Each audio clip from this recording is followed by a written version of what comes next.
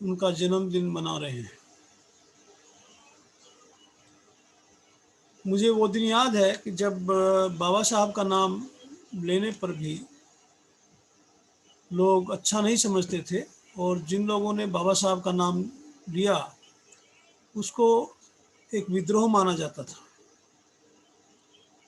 मैं एक्चुअली 3 पीढ़ियों के बीच की एक कड़ी हूँ। मैंने वो 1960-62 में भी देखा, फिर 1970 से लेके 75 तक देखा, 75 से 77 तक देखा, और 77 के बाद भी जो डेवलपमेंट हुए 89 में देखा, और 89 के बाद अब जो एक बाबा साहब का जगह जगह गली गली में हम लोग सब जन्मदिन मना रहे हैं, ऐसा 1960 में, 62 में या 1979 तक ऐसा नहीं था। मुझे वो दिन याद है जब बुद्ध प्रिय मौर्य और सुरजन सिंह दीवाना, इन लोगों ने रिपब्लिकन पार्टी का एक, क्योंकि जब बाबा साहब रिपब्लिकन पार्टी चलाते थे, उनकी डेथ के बाद 1956 के बाद 57-58 में रिपब्लिकन पार्टी कुछ दिन तो एक साथ रही, उसके बाद उसके 4 टुकड़े हो गए। एक जो उसका पार्ट था वो नॉर्थ इंडिया में था, जिसको बुद्ध प्रिय मौर्य और सुरजन सिंह दीवाना जी रिपब्लिकन पार्टी को चलाते थे। बाकी 3 जो खोपरा गढ़े और ये ग्रुप वो महाराष्ट्र में थे। तो बीपी मौर्य ने जब 1970 के करीब एक मूवमेंट चलाया कि बाबा साहब का स्टैच्यू पार्लियामेंट के प्रांगण में लगाया जाए, तो 5-6 लाख लोग जेल गए थे। और फिर उस मूवमेंट की वजह से तो मिसिस गांधी ने ये एग्री किया कि पार्लियामेंट के प्रांगण में बाबा साहब का लाइफ साइज स्टैचू लगाया जाए, और फाइनली वो लगा। तो हम लोग उस समय तक जो कुछ दलित लीडर्स भी थे, वो भी बाबा साहब के नाम को लेने में हिचकते थे कि बाबा साहब का नाम लेने वाले नॉर्थ इंडिया में मेरठ, आगरा, ये ही 2 मेजर डिस्ट्रिक्ट थे, या फिर महाराष्ट्र में थे। नॉर्थ इंडिया में आगरा एक बहुत बड़ा सेंटर ऑफ रिवोल्यूशन रहा बाबा साहब की फिलोसफी को लेकर के आगे बढ़ाने में, और मेरठ रहा। महाराष्ट्र में नागपुर, औरंगाबाद, मुंबई, ये सब जगह बाबा साहब का मूवमेंट चलता रहा। और उनके, क्योंकि बाबा साहब ने कुछ इंस्टीट्यूशंस बनाए जो औरंगाबाद में है या बॉम्बे में है, और उनके माध्यम से बाबा साहब की फिलोसफी आगे बढ़ती चली गई। नागपुर में उन्होंने दीक्षा भूमि जो बनी, वो भी एक अपना अलग तरीके का इंस्टीट्यूशन है, उसको के माध्यम से भी बाबा साहब के विचारों को आगे रखा गया। मुझे याद है मैं 1980 में जब अमेरिका गया तो KR नारायणन वहाँ एम्बेसडर थे। तो हम लोगों ने वहाँ इंडियन कॉन्सुलेट में न्यूयॉर्क में बाबा साहब का बर्थडे मनाया। तो एक नया मूवमेंट था वो, और मुझे खुशी हुई 89 में जब विश्वनाथ प्रताप सिंह और रामविलास पासवान ने ये तय किया कि बाबा साहब को भारत रत्न देना है, और उसी से एक नया मूवमेंट शुरू हुआ। और वास्तविकता है कि मंडल कमीशन जो बाबा साहब का ही अपना एक सपना था, जब ये 89 में रामविलास पासवान जी वेलफेयर मिनिस्टर थे और हमारे विश्वनाथ प्रताप सिंह जी प्रधानमंत्री थे, उन्होंने जो मंडल कमीशन लागू किया, जो भी वजह रही हो मंडल कमीशन क्यों लागू हुआ, इसको पॉलिटिसाइज करने की आवश्यकता नहीं है, लेकिन वो वास्तव में बाबा साहब के सपनों को पूरा करने का एक कदम था। और उसकी वजह से इस देश के 85% पॉपुलेशन आज बेनिफिशियरी है। दुर्भाग्य है कि 85% जो बेनिफिशियरी है वो आज भी इस चीज़ को मानने को तैयार नहीं है। वो किसकी देन है? कुछ लोग हैं जो दलित समाज के हैं, वो जरूर आज मानते हैं कि बाबा साहब की ही देन है, लेकिन कुछ जो बेनिफिशियरी हैं, एक्चुअल बेनिफिशियरी मंडल कमीशन के, उनमें से कुछ लोग बाबा साहब के नाम को एक दुकान बना करके, चला करके अपने पॉलिटिकल बेनिफिट के लिए ही करते हैं। उनकी भावना बाबा साहब से नहीं जुड़ी है। ये समय नहीं है जब हम एक पॉलिटिकल प्लेटफॉर्म पर बात कर सके। ये पॉलिटिकल प्लेटफॉर्म नहीं है, ये एकेडमिक इंस्टीट्यूशन है। हम एक यूनिवर्सिटी में बैठे हैं और यूनिवर्सिटी के माध्यम से बात कर रहे हैं। मुझे याद है जब मैं 1990 में प्रधानमंत्री को मिलकर के मैंने कहा कि हम लोग जब सेंटिनरी ईयर मना रहे हैं तो इस सेंटिनरी ईयर में बाबा साहब के नाम से जगह जगह पर कुछ ना कुछ होना चाहिए। तो doctor Ambedkar centenary celebrations committee हुई, मैं उसका मेंबर नहीं था लेकिन मैं स्पेशल इनवाइटी के रूप में जाता था। हम लोगों ने बहुत कुछ किया, बहुत सब रिकमेंडेशंस दी और ये कमेटी एक बार नहीं दसियों बार मिली। प्रधानमंत्री उसके चेयरमैन होते थे और जब सेंटिनरी ईयर मना 1991 में तो मैंने भी दिल्ली विश्वविद्यालय में Ambedkar centre for biomedical research की स्थापना की और प्रधानमंत्री चंद्रशेखर जी ने आकर उसका उद्घाटन किया। लेकिन दुर्भाग्य की बात यह है कि जो मंडल उस समय की जो रिकमेंडेशंस थी वो किसी भी सरकार ने उसको देखा ही नहीं। अब उसकी अगर आप कॉपी भी मांगेंगे तो बड़ा मुश्किल है वो कॉपी कहीं मिल सके।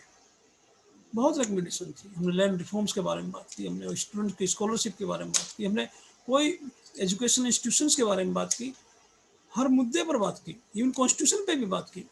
और वो इतनी बड़ी कई वॉल्यूम में है लेकिन मुझे पता नहीं कि ministry of social justice empowerment में आज कहीं मिल भी जाए तो। और इतने लार्ज स्केल पे सर्वे हुआ और हर व्यक्ति ने उसमें अपना योगदान दिया और उस योगदान की अगर हम सब रिकमेंडेशंस को लेके कोई भी सरकार उसको लागू करे तो आप समझ सकते हैं कि उसमें से 50% प्रॉब्लम SC ST या OBC की का सोल्यूशन उसके अंदर है। लेकिन नहीं है उसका, कोई भी सरकार ने नहीं किया, चाहे उत्तर प्रदेश सरकार रही, किसी की भी सरकार रही, नहीं किया। मुझे याद है मैंने एक मुख्यमंत्री से कहा था कि डॉक्टर अम्बेडकर की जो पिक्चर आई है इसको हम यूपी में टैक्स फ्री कर दें। तो मुख्यमंत्री जी ने कहा नहीं नहीं ऐसा नहीं करना है, अगर हमने कर दिया तो हमारे लोग अगेंस्ट हो जाएंगे। अब मुझे समझ नहीं आया, बाबा साहब की जो लाइफ पर एक पिक्चर बनी, अगर उसको यूपी में हम उस समय चला देते तो टैक्स फ्री कर देते तो आम आदमी देख लेता। बाद में देखा है लोगों ने सभी, अब तो आप टीवी में सब कुछ देख सकते हैं। लेकिन ये जो मूवमेंट था उसको, जो मूवमेंट के बेनिफिशियरी थे उन लोगों को भी इसको आगे बढ़ाने में डर लगता था। मुझे आज खुशी है कि आज बहुत सारे वेबिनार हो रहे हैं, दिल्ली यूनिवर्सिटी में भी वेबिनार है, हमारे जो NDTF ग्रुप है जो वो भी अपना वेबिनार कर रहा है। मतलब पूरे देश में, पूरे विश्व में वेबिनार है, मैं भी 4-5 में हिस्से शरीक हूँगा। तो एक खुशी है कम से कम बाबा साहब को किसी ना किसी वजह से हम लोग आज याद कर रहे हैं। वजह क्या है? इसलिए नहीं कि हम बाबा साहब की फिलॉसफी में विश्वास रखते हैं, अगर विश्वास रखते तो इंडियन कॉन्स्टिट्यूशन में जो प्रोविजन है वही काफ़ी है। लेकिन जो भी वजह है उस वजह से हम बाबा साहब को आज सब जगह, और मुझे कहने में संकोच नहीं है कि पूरे विश्व में आज बाबा साहब ने जितने पॉलिटिकल लीडर्स हैं उनको पीछे छोड़ दिया है। क्योंकि बाबा साहब पॉलिटिशियन नहीं थे, वो स्टेट्समैन थे, वो स्कॉलर थे और उनकी स्कॉलरशिप को कोई मैच नहीं कर पाया। इंडियन पॉलिटिशियन कोई मैच नहीं कर पाया, बाहर के पॉलिटिशियन भी ज़्यादातर नहीं मैच कर पाए। अगर आप US में देखें जो मूवमेंट वहाँ चला, उससे बड़ा मूवमेंट आज इस देश में है।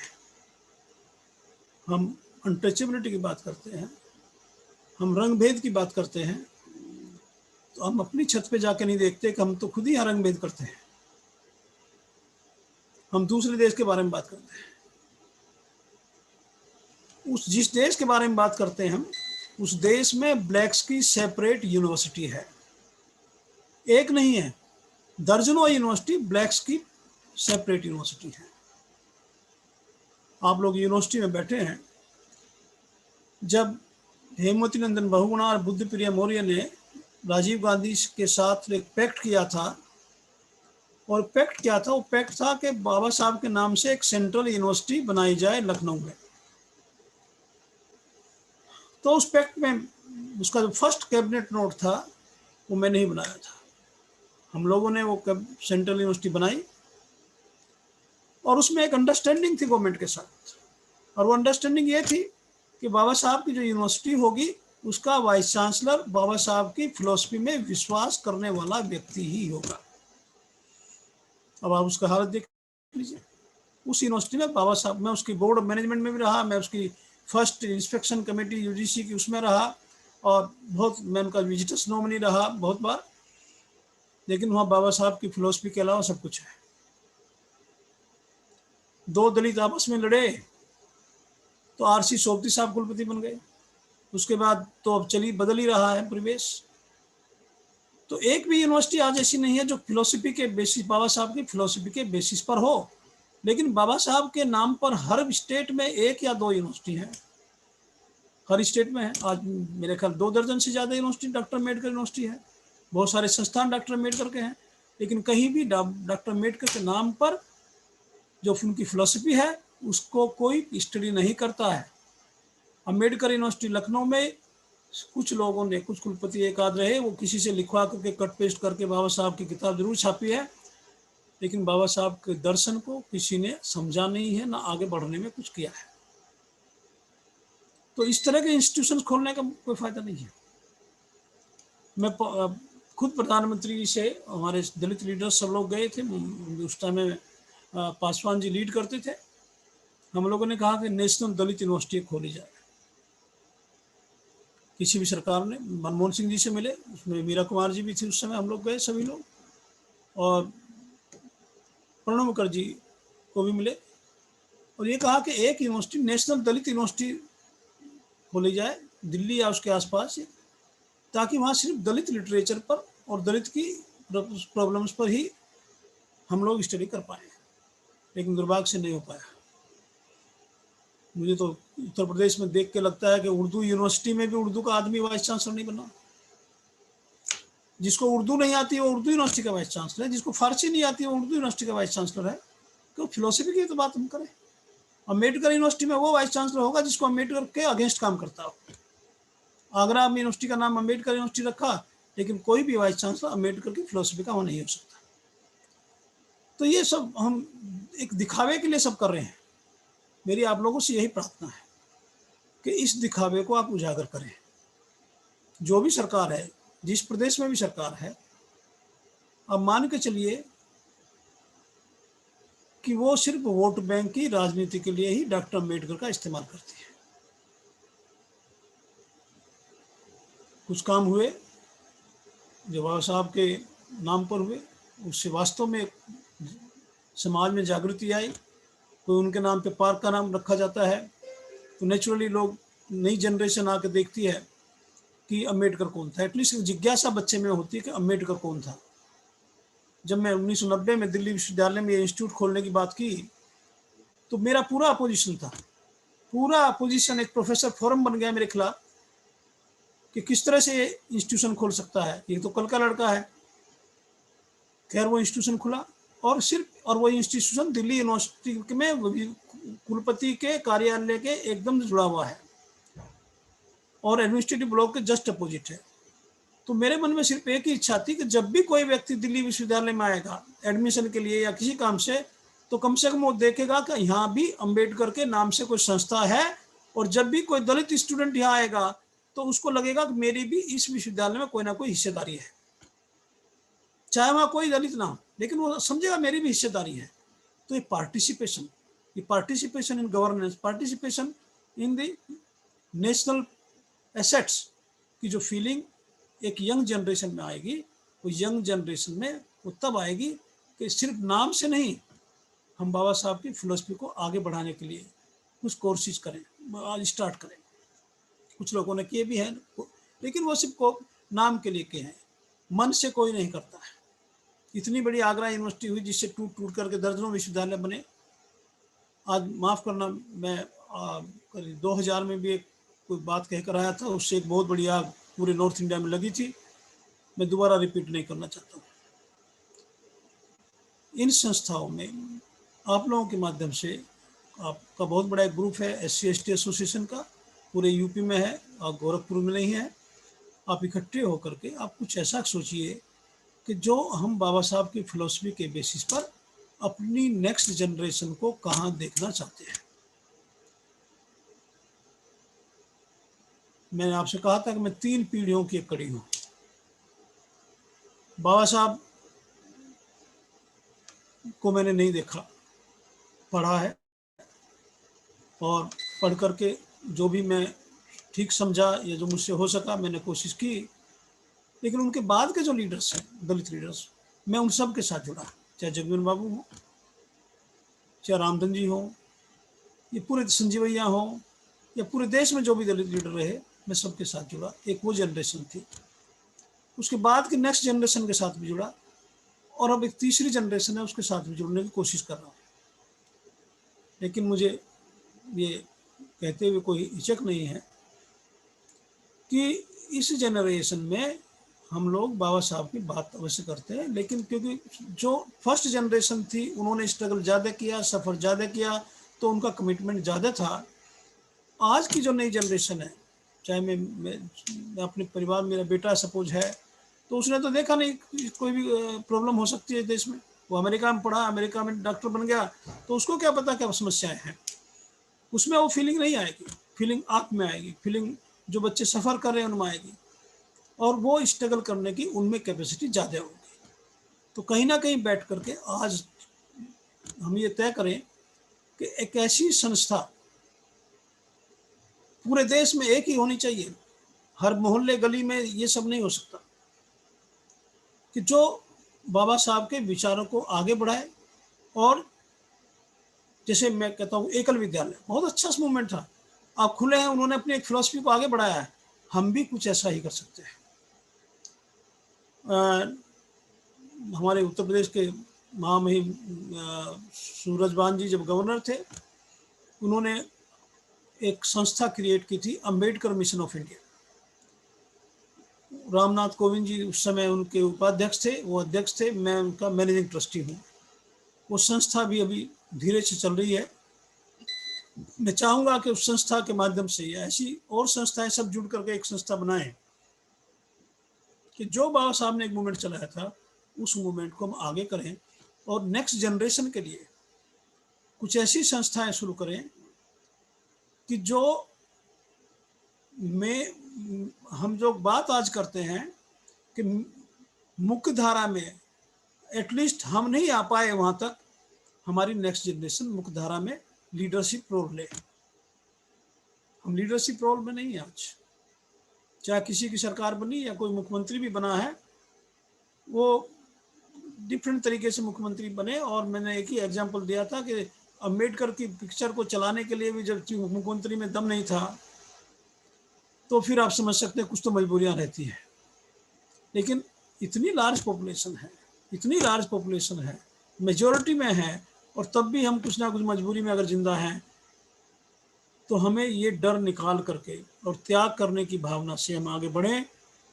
यही आज एक सच्ची श्रद्धांजलि हमारी बाबा साहब के प्रति होगी। सिर्फ नाम से संस्था रखने से कुछ नहीं होगा। अब कई यूपी में, लखनऊ में भी अम्बेडकर यूनिवर्सिटी है, आगरा में भी है, आंध्रा में भी है, पंजाब में भी है, हरियाणा में भी है, अभी एक लॉ यूनिवर्सिटी राजस्थान में भी शुरू कर दी है अम्बेडकर के नाम पर। लेकिन क्या स्पेशल कोर्सेज हम उसमें चलाते हैं? अगर वही एलएलबी चलना है तो वही एलएलबी चलना है, फिर अम्बेडकर के नाम से ही क्यों? फिर तो राजस्थान यूनिवर्सिटी में भी क्या प्रॉब्लम थी? तो ये सब दिखावा करने की आवश्यकता नहीं है। हमें वास्तव में बाबा साहब का जो, आप ये मत समझो उन्होंने लिखा है, लेकिन उनकी जो फिलोसफी है उस पर अगर रिसर्च करें तो हजारों हजारों पीएचडी हम कर सकते हैं। मैंने भी कंट्रीब्यूशन के लिए कुछ लिखा है, 11 वॉल्यूम है, दलित आइडेंटिटी इन न्यू मिलेनियम, उसमें बाबा साहब पर 2 वॉल्यूम है। मैंने बाकी दलित लीडर्स को भी इसमें टच किया, जगमीवन बाबू पर भी 1 वॉल्यूम है।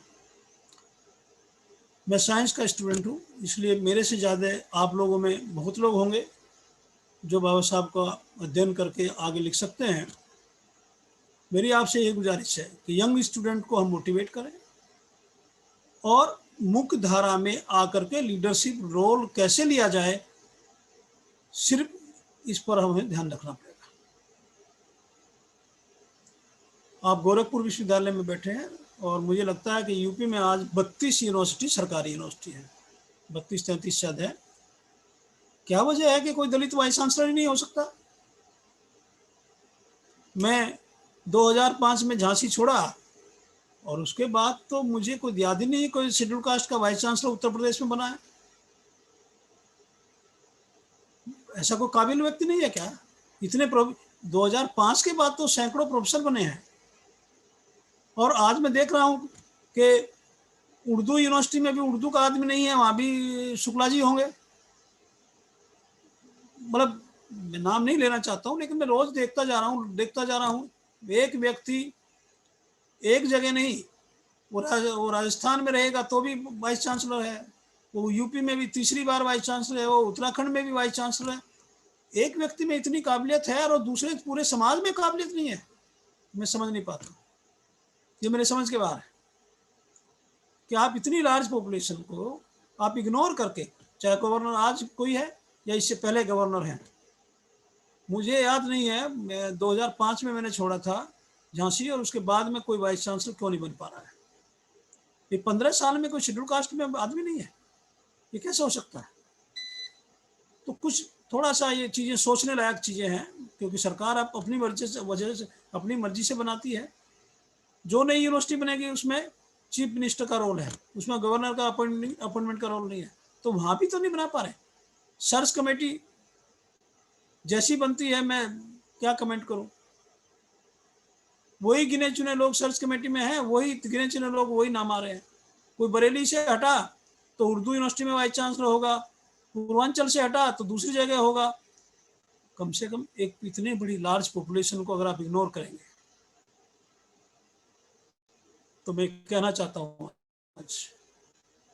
कि ये लोग जो बाबा साहब के अनुयायी हैं, ये चुप नहीं बैठेंगे, रिवोल्यूशन करेंगे। यूपी में 22-23% SC/ST पॉपुलेशन है और आप उसको लगातार इग्नोर करते जा रहे हैं। ये चुप नहीं बैठने वाले। किसी को जब ज्यादा दबाया जाता है तो उसी फोर्स से वो ऊपर आता है। तो ये चीजें कुछ ऐसी हैं जो मैं, ये ओकेजन नहीं है बोलने का, लेकिन ये समझने की बात है। कुछ चीजें तय हैं हर जगह पर। गोरखपुर में कौन वाइस चांसलर होगा, ये जब से यूनिवर्सिटी बनी तय होकर आ रहा है। मतलब उसमें अल्टरनेट है, मतलब वो इलाहाबाद में कौन होगा, वहाँ 3 कम्युनिटी है, मतलब हर जगह तय फिक्स है। BHU में है, फिक्स है। ये एक्सेप्शन क्यों नहीं हो सकते? जहां जो काम उसको क्यों नहीं ले सकते? लेकिन काम, तो ये आप लोगों को सोचने की बात है, ये आपके बच्चों के लिए है। आप तो जैसे तैसे करके यहाँ तक पहुंच गए, नौकरी में आ गए, लेकिन ये सोच करके इसका रास्ता निकालने के लिए बहुत आवश्यक है और लीडरशिप रोल की जरूरत है। अब नौकरी की बात नहीं है, नौकरी तो मिल ही गई, नहीं मिलेगी। अगर एक लीडर होगा वो 50 लोगों को नौकरी दे सकता है, लेकिन नौकरी के अलावा आप देश में अपनी काबिलियत के हिसाब से अपना कंट्रीब्यूशन दे सके, ये बहुत आवश्यक है। आपकी काबिलियत को नज़रअंदाज ना किया जाए, ये बहुत आवश्यक है आज। और इसके लिए बहुत जरूरी है कि हम लोग कोई नेशनल मूवमेंट चलाएं और किसी नेशनल ऑर्गेनाइजेशन के माध्यम से। मैं माफ करना, मैं कहना नहीं चाहता था, लेकिन मैं आप फिर रुकूंगा नहीं। 43 सेंट्रल यूनिवर्सिटीज हैं, आज एक भी दलित वाइस चांसलर नहीं है सेंट्रल यूनिवर्सिटीज में, और दलित राष्ट्रपति हैं, एक भी नहीं है। कमेटियों में एक भी नहीं है। IITs, IIIT 22 हैं, Eicher, nicer, NIPERs, 120 centrally funded institution है गवर्नमेंट ऑफ इंडिया के, जिसमें एक भी शेड्यूल कास्ट, शेड्यूल ट्राइब का कोई भी डायरेक्टर वाइस चांसलर नहीं है। ये आपको समझना चाहिए क्या वजह है, ये आप लोगों को समझना चाहिए क्या वजह है। बाबा साहब के नाम पर सेमिनार करने से ये कोई सच्ची श्रद्धांजलि नहीं हो सकती। प्रधानमंत्री जी आज ही सुबह बोल रहे थे कि साहब इस समाज के लोगों को बराबरी का दर्जा दिया जाए। तो दर्जा कैसे मिलेगा? वर्बल तो नहीं मिलेगा ना, दर्जा मिलेगा पार्टिसिपेशन इन गवर्नेंस से मिलेगा। पार्टिसिपेशन इन गवर्नेंस होगी तो जो व्यक्ति आएगा वो अपना कम से कम कॉन्स्टिट्यूशन के हिसाब से जो है ड्यू वो तो देगा ना। लेकिन वो नहीं है। 120 सेंट्रली फंडेड इंस्टीट्यूशंस हैं, IIT, triple IIT 22, Eicher, NIPER, nicer, 43 central university. Sanskrit university separate है, डीम यूनिवर्सिटी अलग है। तो जब सेंट्रल गवर्नमेंट में आपकी भागीदारी नहीं है तो स्टेट में क्यों करेंगे?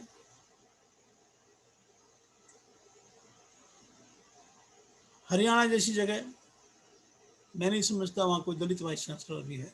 एक था, वो जैसे तैसे करके समय पूरा करके चले गए। पंजाब, जम्मू कश्मीर, मध्य प्रदेश, राजस्थान में 2 हैं। एक संस्कृत यूनिवर्सिटी में महिला हैं, वो वाइस चांसलर हैं, बीपी, और लकीली बुद्धप्रिया मौर्य की, बीपी मौर्य जी की बेटी हैं, और देव स्वरूप जी हैं जो हमारे रामजी लाल सुमन उनके छोटे भाई हैं, लॉ यूनिवर्सिटी के हैं। तो मेरा कहने का मतलब है कि ये सब चीज़ें इसलिए नहीं कि हम किसी एक पर्टिकुलर सरकार को स्पेशली क्रिटिसाइज करना चाहते हैं या किसी दूसरी सरकार को स्पेशली क्रेडिट देना चाहते हैं। ये सारी सरकारें ऐसी हैं। मैं वाइस चांसलर बना, कल्याण सिंह जी मुख्यमंत्री थे, उनके बाद में गुप्ता जी मुख्यमंत्री रहे, फिर राजनाथ सिंह जी मुख्यमंत्री रहे, फिर मायावती जी मुख्यमंत्री रही, और फिर मुलायम सिंह जी मुख्यमंत्री रहे। तो मैंने 5 मुख्यमंत्री देखे हैं, लेकिन मुझे लगा कि बात एक जैसी ही है सभी में। कोई एक तरीके से, कोई दूसरे तरीके से, किसी का स्पेशल वो नहीं था। तो सरकारें एक हैं, लेकिन सरकारें तब काम करती है जब हम लोगों में दम होगा, हम लोग उस आवाज़ को उठाएंगे। मैं तो सिर्फ आज नौकरी की बात नहीं कर रहा हूँ, मैं इस देश में इस इतनी बड़ी लार्ज पॉपुलेशन का कंट्रीब्यूशन इग्नोर करके, अगर उनको मौका नहीं दिया जा रहा है, तो अगर हम लीडरशिप रोल में इन लोगों को लाएं तो यही 130वें जन्मदिन पर बाबा साहब के लिए बहुत बड़ा योगदान होगा। इन्हीं शब्दों के साथ मैं आप सब लोगों का धन्यवाद करता हूं, और मुझे उम्मीद है कि मैं अगली बार आप लोगों के बीच आकर के, मेरा भाषण जब मैं देता हूं तो मैं 4-5 घंटे भाषण देता हूं, और आज सब लोग, हम लोग को कोरोना का बहुत बड़ा कहर है, और आप लोगों ने एक अच्छा कदम उठाया। मैंने पहले तो तय किया था मैं आऊँगा, लेकिन इस हालात में आने का तो मुश्किल है, हो गया, लेकिन भगवान ने चाहा 2 महीने 4 महीने के में हम लोग दोबारा कभी मिलेंगे। मैं गोरखपुर कई बार आया हूँ, क्योंकि यही मेरे मित्र वहाँ हैं, और कभी केमिस्ट्री डिपार्टमेंट में, कभी डिफरेंट रोल में मैं आया। तो आप लोगों से बात करने का मौका मिलेगा, तब दिल की बात अच्छी तरीके से बैठ के हम करेंगे, और वास्तव में एक मूवमेंट चलाने की ज़रूरत है। आप लोग दिल्ली आएँ तो कभी यहाँ मिलेंगे, और हम लोग आज ये प्रण करें कि आज से एक नया मूवमेंट शुरू होगा देश में, और मूवमेंट होगा कि participation in governance and particularly in the leadership role.